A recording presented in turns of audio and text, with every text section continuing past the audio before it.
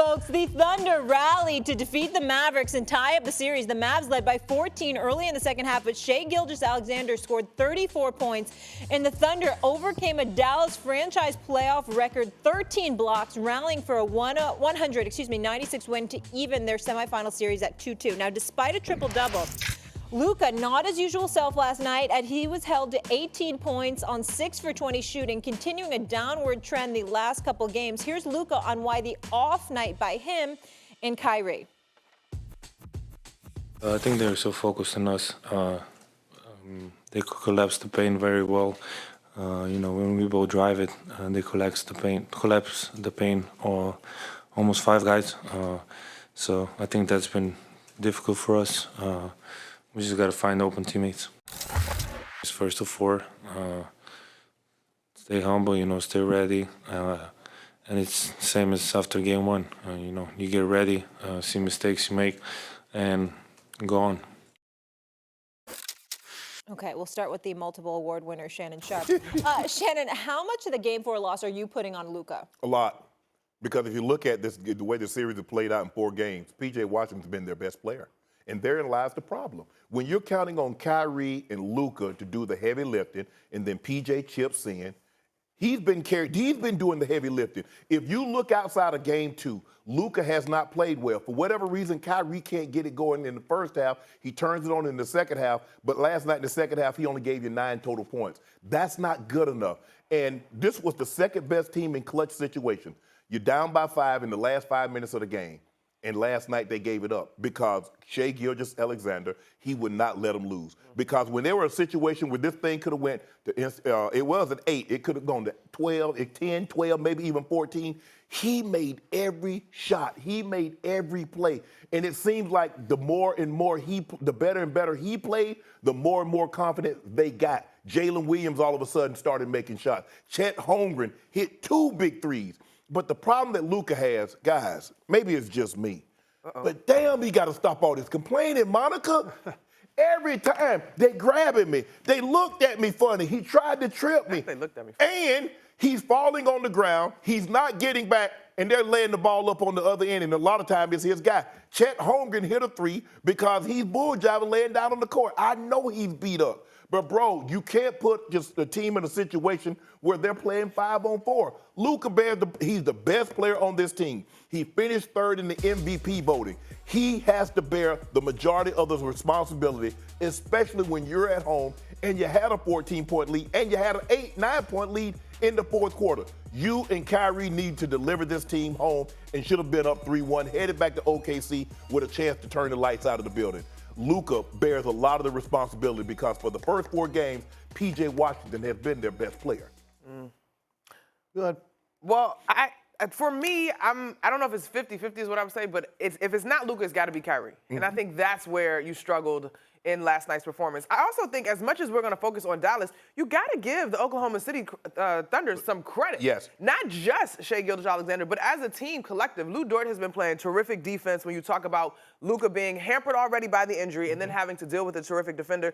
Cason Wallace, Jalen Williams, the other Jalen Williams. Like, as a team, there was a level of pride to me in the second half, rather. It took a while, but they put themselves in a position to be able to give their ball to their guy, the second runner-up in terms of the MVP voting in Shai, and he was able to take them home. The biggest thing for me was the free throws on Luka's part. And I know he's not a tremendous free throw shooter, but in that moment, you're holding on, you're trying to put a team away and for a chance to advance for a Dallas unit that has had so much promise, and this seems like the year that they're tapping into it, you needed those free throws. Yeah, they went 6 of 11 in the 4th quarter, and OKC nailed all 7 of theirs. Plain and simple, Luka Doncic has to be better. And I'm going to get to the other guy in a second, too, because Kyrie bears some of the responsibility here as well. Yeah, of course he does. But let's start with Luka. And look, I understand he's hurt, but we just can't use that as an excuse. Nobody. Here's the problem with Luka Doncic. He is playing too slow, and it's playing right into the hands of what Lou Dort wants to do to him. And to your point, I couldn't agree with you more. Because I'm watching this, and I'm thinking Luka is going out of his way to turn this into some sort of a UFC fight. Yeah. You can't. Lou Dort wins if that's how you're going to go against him. And the best way to get him off of you is to play faster. Now, look, if he says, I can't, my leg won't allow me to, well, that's when now we shift it over to Kyrie Irving. Because if you're honest with yourself and you know you just don't have the lift to get into your step back game, you don't have the burst to go around somebody and play faster the way that he did in Game 5 of the Clippers series when he looked like himself. It was a critical moment, 2-2. They win that game on the road. Luka looked like himself. Correct. That's the only game in that series he did. He has yet to do it in this series. But if you can't, then you can't dominate the ball to the extent that you are. Right. That's what you have Kyrie Irving for. There is no way in a playoff game Derrick Jones Jr. should take more shots than Kyrie Irving. I'm sorry. And that's not even getting to P.J. Washington, who took 19, who's feeling it right now, has been great for them. The fact that those two guys, two role players, 31 shots, took exactly the same number of shots as your two stars, you can't survive that way. This is on Luka. The turnovers, the inefficiency from the field, the stuff you're talking about, getting wrapped up in stuff that has nothing to do with winning the game. And then on top of it, at the other end, Shea operating in a space of one-on-one coverage where he got hot and Dallas elected to roll with that. And he hit them with 5 jumpers in the fourth quarter, any one of which he misses, good chance Dallas wins the game. That's how great Shea was at the end. But this is on Luka. But he took some horrible shots last night. And he exacerbating a situation for taking horrible shots by turning the ball over on top of it. When he wasn't shooting horrible, he was turning the ball over. I'm like, Luka, what are you doing? He's like, okay, they just scored. I got to come back. Bro, why would you take a 30-foot three? You're not on tonight. This is not the time for you to prove just how great you are. Move the ball. And the reason why PJ is getting all those shots, because when they swing it, he's wide open in that short porch. And so he's doing a great job of knocking it down. And so that's what you need. Derrick Jones is going to have to do a better job of knocking those opportunities down as well. But unless Luka, I don't believe Derrick Jones and PJ Washington can play well enough without Kyrie and Luka in order for them to win this series. Luka has to be better. Kyrie has to do a better job of getting going in the first half. I don't know what this first half is about. Well, yesterday was a whole game, but Let me ask you this. True. Who do you feel like is in control of this series now? ooh, it's tough to say. I think it took a lot out of OKC to eke that win out. But if you listen to Shai Gilgeous-Alexander post-game, like, he felt like he was returning to his form. And I think it goes under the radar. Coming out of the first series, he's shooting 47% from the field. Like, he's having a great postseason, a great regular season. But the way that Dallas, I think that's why this loss is so baffling. Because in the first half, I was like, oh, okay, well, guess we can call it a night. You know what I mean? There's force on both sides of the ball from Dallas. If Luka and Kyrie are playing up to who we have known them to be, like, I love OKC. They're a terrific team. They can defend on both sides of the ball, but they don't have what they need if Dallas is playing their best basketball. And so I'm going to go, Dallas is still a little bit in control because I think while the adjustments are simple, I'm not going to say that they're easy, but I do think the adjustments are very clear for them to get back to their best basketball. I think there was a lot I saw in that game last night that I loved out of Dallas. They're physical defensively. They won the rebounding battle. So many things to look at if you're Jason Kidd. Those things carry from game to game. So you're looking at your two-star players and you're saying, I know they have to be better going forward. What this series might come down to is which guy between Kyrie and Jalen Williams, because Jalen Williams has really struggled in this series shooting the ball. Which one of those two guys finally has that big night? And when is that going to happen?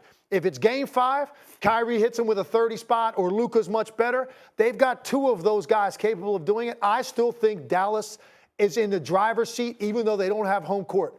I still feel that way because I feel like there is so much more for Luka and Kyrie to grab in this series that we have not seen. That has to come, and the defense has been their constant. So I think Dallas, to me, is still the team that I'm leaning on and saying they're going to get it done because I think Luka or Kyrie is going to figure this out and have a big moment when they need it. All they had to do was make the free throws, and they're up 3-1. There you go. I mean, Kyrie missed one. I mean, you know Kyrie is normally money, especially in the fourth quarter. Luka bombed and Lively. I mean, they just you can't when you're in a situation and you got the number 1 seed on the ropes, knock him out. Don't let them have a standing 8 count. Don't give them hope because now you should be up 3-4 points as opposed to being up 2. Now they hit a 3. Now they're up 1. I mean, yes, I think we all agree that Dallas has a little bit more of the drive here. But OKC is here. You can't even say they're coming. You're right. Like, they're here. I just feel like there's a larger sample size of Luka in big spots. Yes. That's what I'm relying on. And I go back to the last series. He was terrible the first 4 games.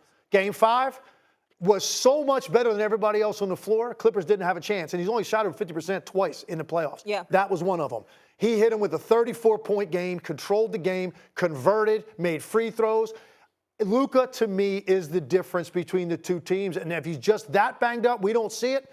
And Dort has that kind of an effect on him, Oklahoma City's going to win the series. But I'm still thinking, I've seen Luka too many times in big spots in the postseason and what he's capable of doing. All right. You all good?